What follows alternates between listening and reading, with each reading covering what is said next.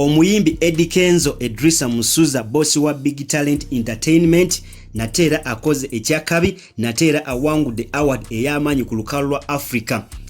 Abantu beebuuza Eddy Kenzo akikola atya era mu kategori eno gya Awangude mubaddemu omuyimbi ow'amaanyi Bongo Star Diamond Platnumz okuva wali e Tanzania. Award Eddy Kenzo gya Awangude Afrima Award era Awangude mu category the best male artist of the year 2021 yeyo engule jasobodde kubanga aleta ewaka All Africa Music Awards. Buli muyimbi wano mu Africa at least yegomba okubeera nominated mu awards zino eza Afrima kikulagira ddala nti awards z'amaanyi era abayimbi baziwa ekitiibwa era Eddy Kenzo asobodde kubanga agireeta.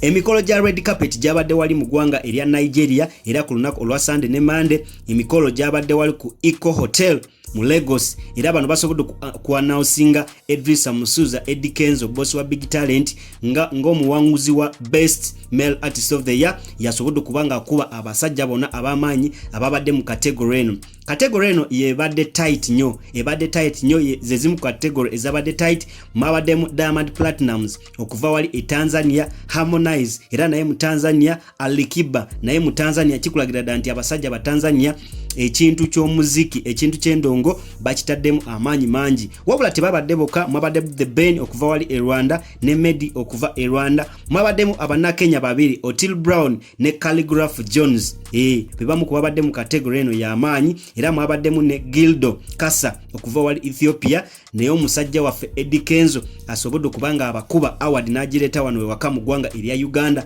Tumuyozayoza Kongs bro Eddy Kenzo kyamaanyi.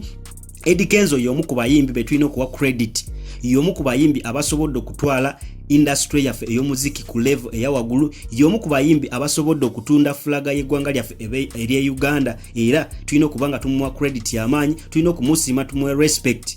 Eddy Kenzo Edrisa Musuza okuva wali mu Big Talent asobodde okubanga akikola kuba si kyangu okuba omusajja nga Diamond Platnumz omusajja akyasinze essaawa zino okukasuka endongo mu East Africa y'omu ku basajja abatunze endongo y'eggwanga erya Tanzania. Diamond Platnumz era bamuwa credit y'amaanyi okusobola okulaba nti endongo yaabwe ekulira ku speed ya waggulu. Omusajja ono alina engeri gye yakyusaamu akazanyo ka Bongo Flava music abasajja ne basobola okubanga nga babukira style ye era kati wenjogerera Tanzania y'amaanyi essaawa zino essaawa zino boba oyogera ku kintu ky'endongo mu East Africa era Tanzania essaawa zino industry yawe ekulira ku speed ya waggulu naye credit esinga bagiwakana akasajja ka Diamond Platnumz. Wabula Eddy Kenzo big up boss wa Big Talent omusajja w'amaanyi. Abayimbi abalala namwe mulina okulaba nti mukola ebyo Eddy Kenzo byakola musobola okubanga mumuyigirako okusobola okulaba nti industry yaffe egenda mu maaso kubanga Eddy Kenzo essaawa zino wenjogera y'omu ku bayimbi ab'amaanyi